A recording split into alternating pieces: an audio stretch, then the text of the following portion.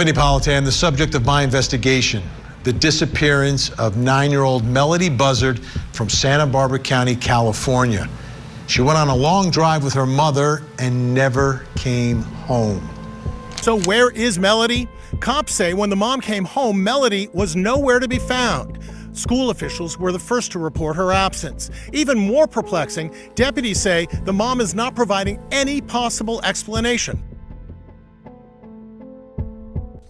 This is 9-year-old Melodee Buzzard, a quiet, gentle little girl from California's Central Coast whose smile could melt anyone's bad day. She loved drawing mermaids, baking cookies with her grandma, and reading about outer space. But on October 7th, 2025, Melodee Buzzard was seen for what may have been the very last time. That afternoon, security cameras at a car rental office in Lompoc, California captured her walking beside her mother, Ashley Buzzard. Melodee looked different. Her long brown hair hidden under what investigators later described as a wig. It was a small detail, but one that would become crucial later. After that footage, no one ever saw Melodee again. A week later, on October 14th, the local school district reported her missing after her extended absence triggered an alert.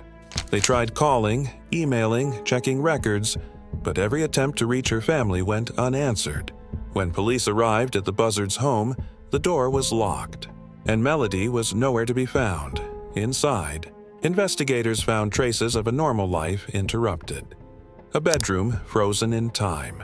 Colored pencils still laid across her desk, drawings taped to the wall, a backpack half-packed for a school day that would never come. Neighbors told detectives they hadn't seen Melodee outside for weeks, maybe months. One woman said, "I used to see her riding her scooter in the driveway. Then one day, she just stopped coming out." Detectives began piecing together the family's recent movements.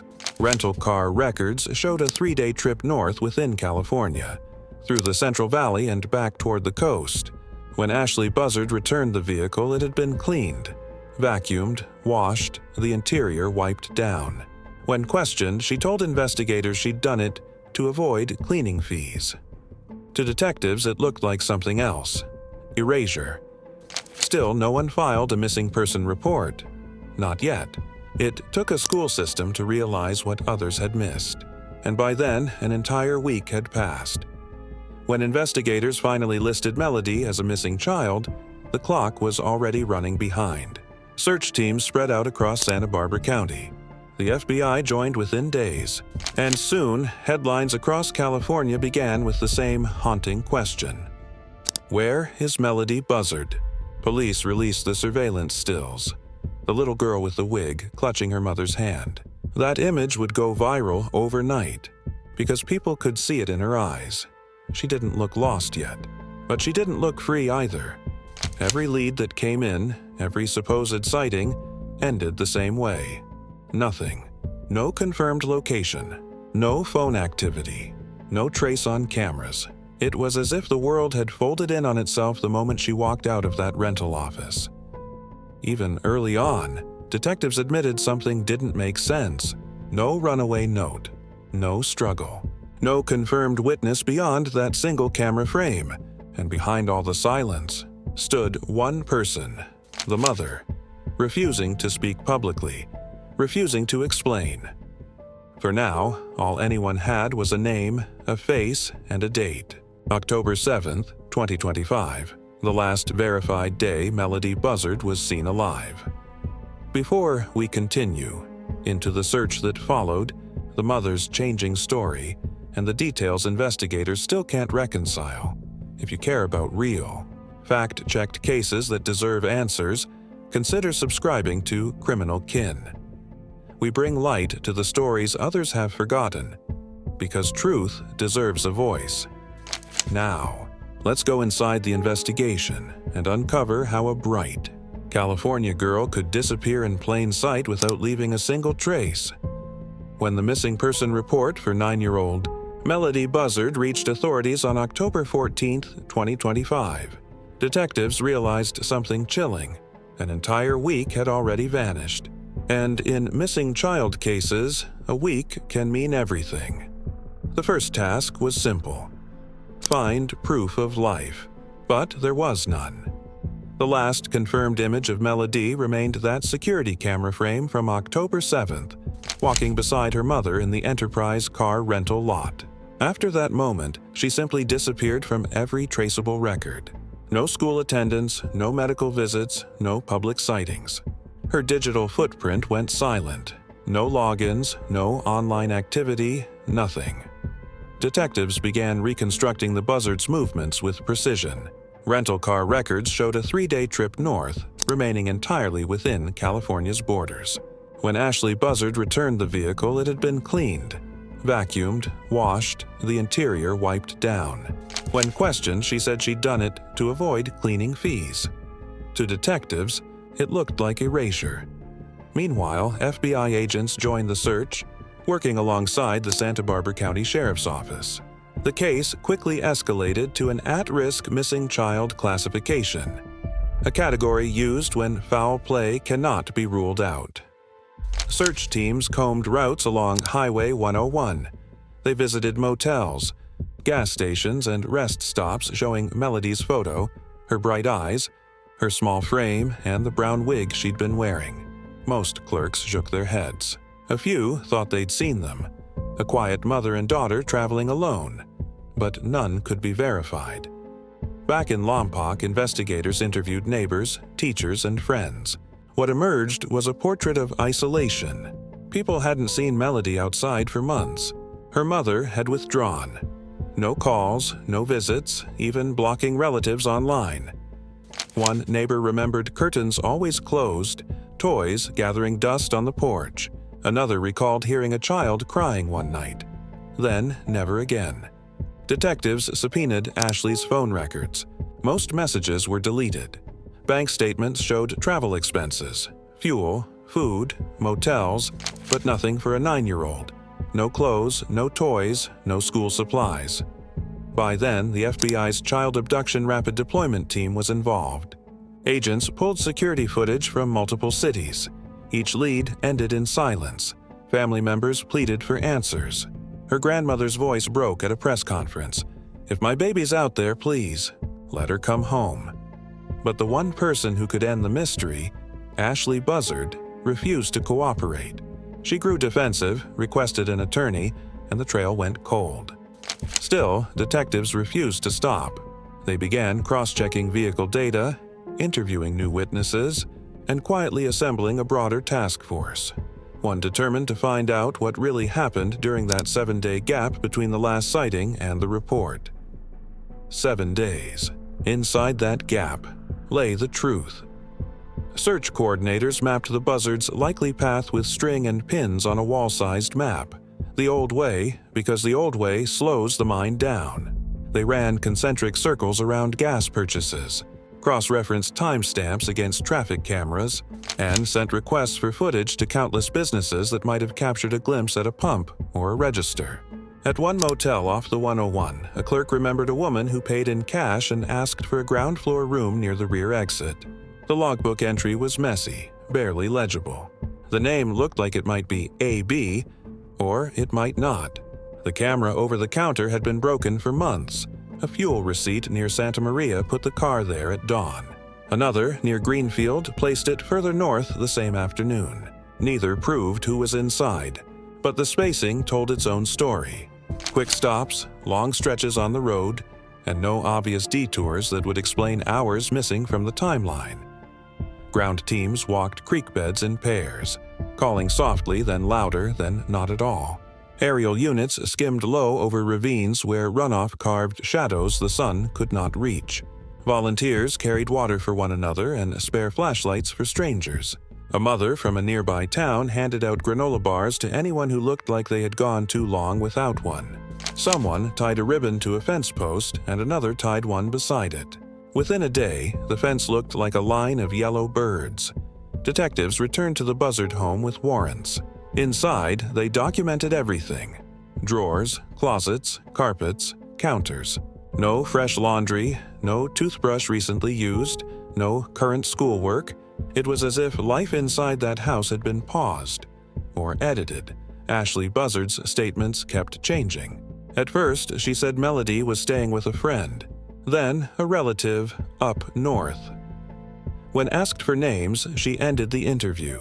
FBI behavioral analysts reviewed her search history.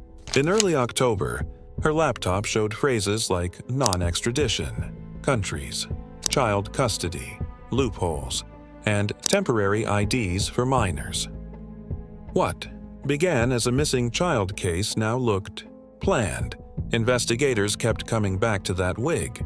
Why disguise a child? Who were they hiding from? Some experts believed the disguise was meant for Melodee herself, to convince her she was pretending while being taken somewhere she didn't understand.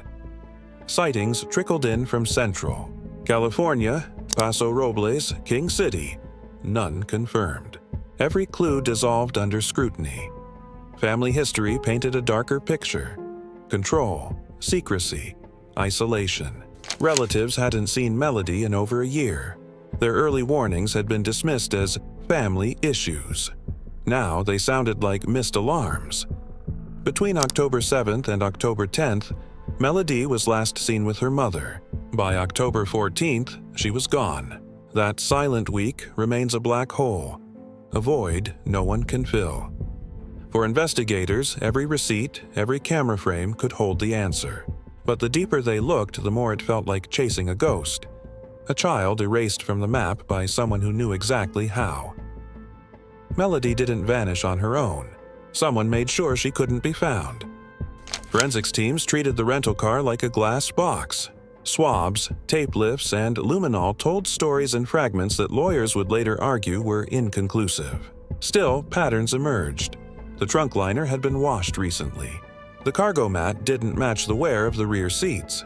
In the cup holder lay a coin with a faint residue that a lab later said could not be tested further without consuming the sample. Detectives held on to it anyway, because sometimes the thing you keep becomes the thing that matters when everything else fails. Digital.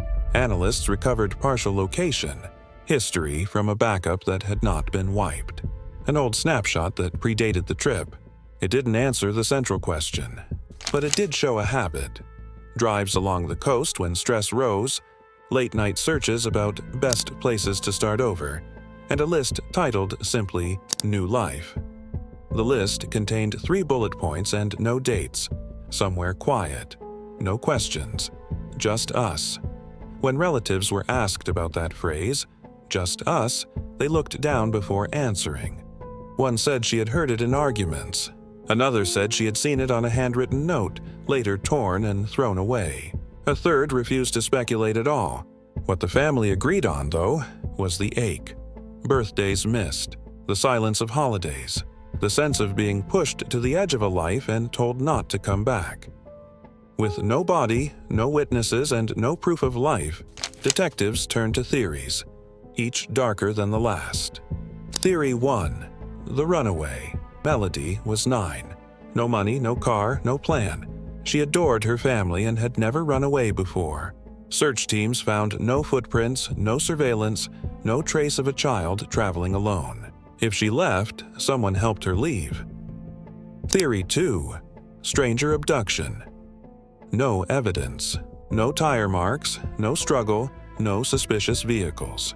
But the wig raised new fears. Why hide her identity unless someone expected to be seen? Some believe Melodee was coached, told to hide, told to be quiet. Theory 3. Accident and cover-up. Maybe something tragic happened during the trip. Panic followed by cleanup. Dogs alerted twice, near King City and a rest stop off Highway 101. But nothing confirmed. If it was an accident, it was buried deep. Theory 4. Intentional disappearance. Investigators suspect planning. Cash withdrawals, deleted messages, internet searches. Perhaps Ashley wanted to start over, away from courts or relatives. If so, one person still knows exactly where Melodee is, and isn't talking. The gray zone. Investigators also entertained a 5th possibility, a hybrid they rarely speak about publicly. Call it the gray zone. A plan that began as flight from oversight and turned into harm through fear, desperation, and an avalanche of bad decisions. The gray zone acknowledges human messiness without excusing it. It admits that a person can want to run and still love, can intend to return and still break, can freeze at the moment when the only right thing left is to tell the truth. In that reading, the cover-up does not erase, it delays, compounding the damage until the original act is buried under layers of secrecy and shame. Experts in missing child dynamics noted something else: the theatrical nature of a disguise. A wig is not subtle, it signals intent. It is a flag you fly only when you believe you might be seen. If there was no one to hide from, why bring the flag at all? Each theory answers one question but opens two more. If she ran, why no trace? If she was taken, how with no witnesses?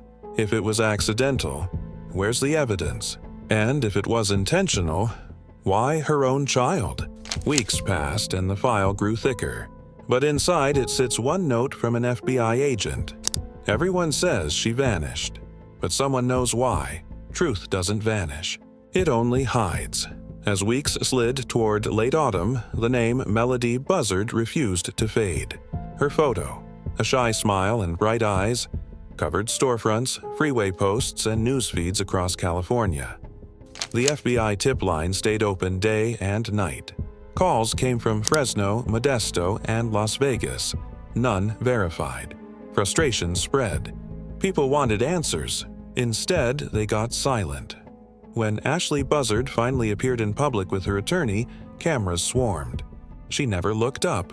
A reporter shouted, "Where's Melodee?" She kept walking. That clip changed everything. It wasn't just about a missing girl anymore. It was about truth versus denial. In Lompoc, candlelight vigils filled the courthouse steps. Children held signs. "Come home, Melodee. The sky still misses you." Her grandparents thanked volunteers, her grandmother whispering, "We don't want revenge. We just want to know what happened to our little girl." Inside police headquarters, hope flickered. Long days, longer nights, no breakthrough. Still, no one quit. Because somewhere between that last verified moment on October 7th and the day her school called home, a little girl vanished. And with her, a town's sense of safety. Reporters who covered the case learned the rhythm of the courthouse steps. Morning briefings, empty afternoons, evening vigils, and then the quiet that follows when cameras power down. A local anchor stopped by on her day off to place flowers below a faded flyer. A podcaster drove in from 2 counties away and left with nothing more than ambient sound. The hum of streetlights, a truck braking on the hill, a neighbor's porch swing knocking softly against its chain. Those recordings later made their way into an episode. And the episode made its way into living rooms. And living rooms became kitchens where families talked about safety and the thin thread of trust that runs through ordinary life. At the center of all that attention were 2 people who never asked to be there: Melodee's grandparents. They learned how to stand before microphones without letting grief undo their sentences. They learned how to say thank you to strangers who brought casseroles they could not eat. They learned how to wait without losing themselves entirely. And when the waiting felt like drowning, they prayed for breath. Some nights, the only prayer left was this: let the phone ring. Let it be her. Let it be over. Time has passed since that October day, but for those who knew Melodee Buzzard, it feels as if the world stopped there. Her drawings still hang on her grandparents' wall. A single page reads, "My favorite planet is Saturn." Every night a lamp glows in their window. A light for the child who never came home. Detectives say the case remains open. Tips still arrive. Most lead nowhere, but each one is logged. Melodee's photo still sits on the FBI's at-risk missing children list, among names that never found closure. Behind every case is a ripple. A teacher who keeps her seat empty, a classmate who asks why no one saw her, a grandmother who can't delete her number. In a world of cameras and constant connection, a 9-year-old disappeared into the ordinary and left no trace. That's what makes her story so devastating. Not just that she vanished, but that she vanished without reason, without witness, without justice. Detectives believe someone still knows the truth.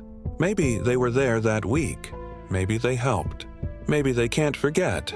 If you know something, anything, say it. Silence protects no one. And for those watching now, if you believe these stories must be heard, subscribe to Criminal Kin. Here, we keep the light on for those the world forgot. Until next time, hold your children close